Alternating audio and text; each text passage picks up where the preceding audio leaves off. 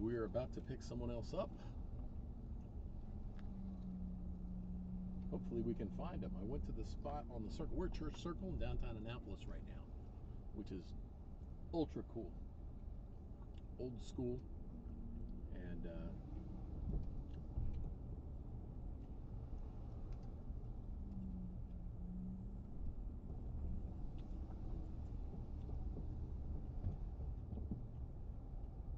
right, looks like you're at the corner now.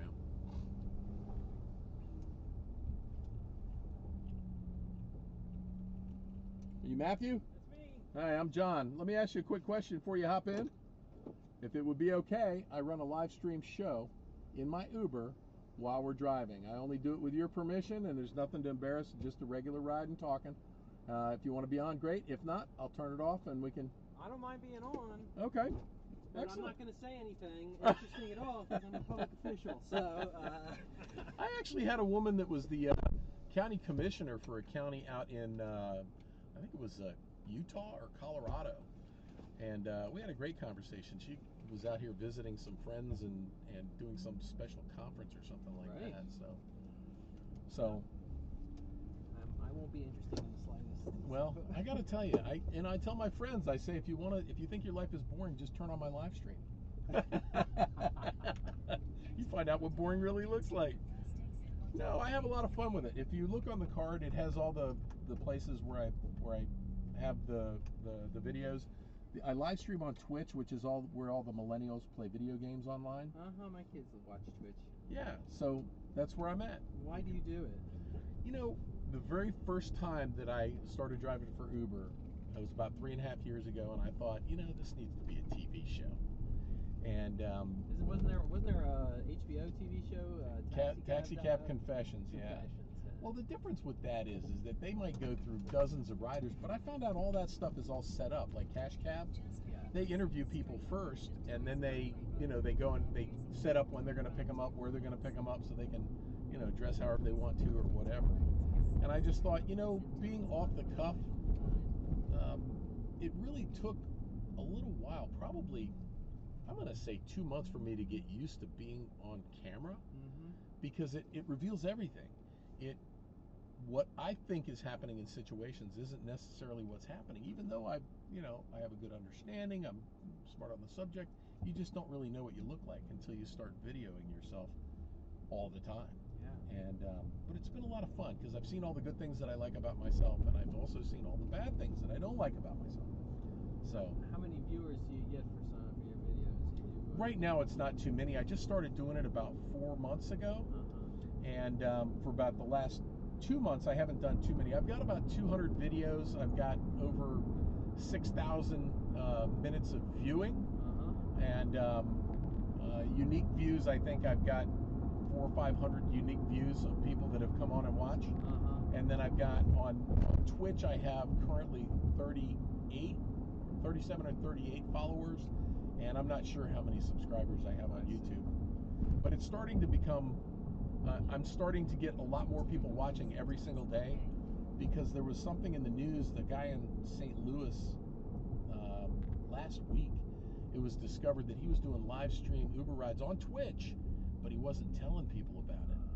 And I've never done that. Every person that gets into my vehicle, if they don't want to be on, I look in the camera and I go, all right, we'll be back on when I'm done with this ride, which was actually the ride just before you.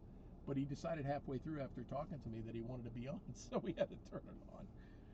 But I think a lot of times convincing somebody in 10 seconds to be on a live stream where they don't know how many people are watching is not the easiest thing to do. Yeah. But the good news is that I'm just here to just have regular conversations and try and, find out what people do and what's interesting about it, and just, asking lots of questions of stuff like that. And I do enjoy it. It's cool. Fun meeting people. Nice to be able to go to work and find some way to thoroughly enjoy the moments that you're working. Yeah, it is. Most people don't get to do that. Well, it certainly is a little bit nerve-wracking in the beginning. So what I did in the very beginning was, when I was trying to figure out how to get the data and get the data out and be able to have everything going. If you look around the corner here, you'll see right on there, that's what everybody sees on the internet right now. Can you see that? Yeah, you watch the road. I'll take a look. Yeah. No. Yeah. I'm a very good driver. So, but you know, just the first couple of months, I would go on and I would pass out a guest book in the car and let people sign it and draw pictures and stuff like that. And people loved it. And so what I would do is, as I was getting used to being on camera, I would go on there and I would just do what I called shout outs, and I would read the guest book on what people wrote and just talking about the rides and stuff like that. And those were pretty popular for a while. And then once we got started, I stopped doing the guest book. Although I do have a guest book in the back of that seat. If you want to have some fun, you were just talking about, you keep your eyes on the road, and we'll go from there.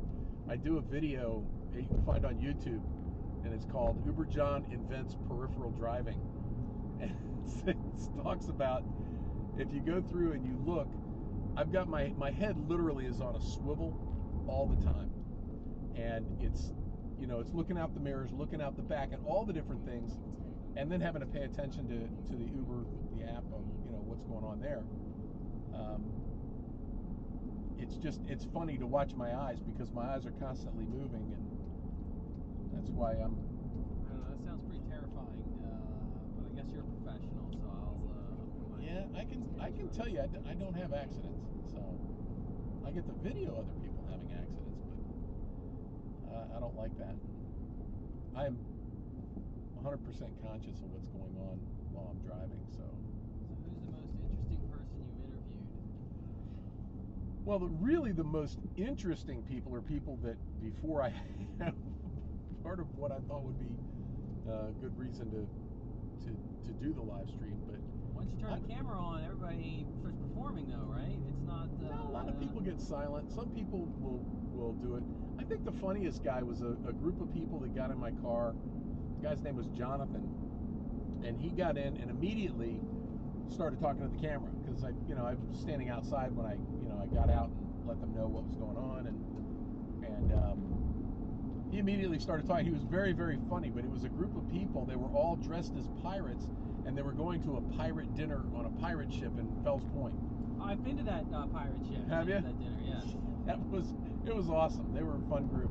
And then as you start to go into Fells Point, the cobblestone streets start to take my camera, and it starts to shake it. And, the camera's starting to do this on the road. So I was telling people we were having an earthquake while that was going on.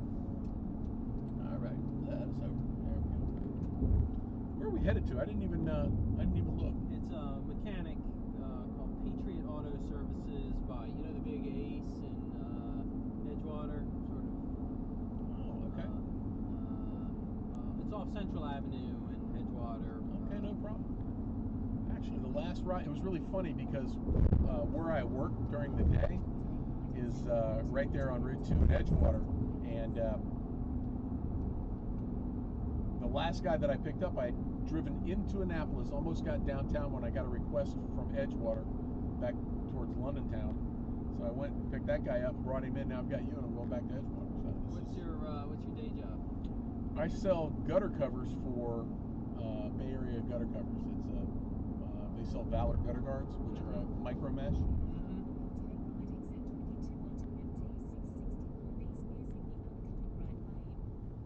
Why did I do that? I was thinking we were heading the other way. I apologize.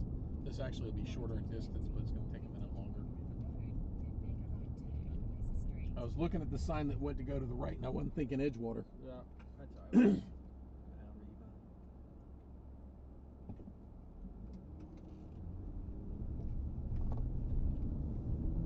Yeah, right after saying I don't make mistakes in driving. Now I better pay attention to driving. Make a wrong turn.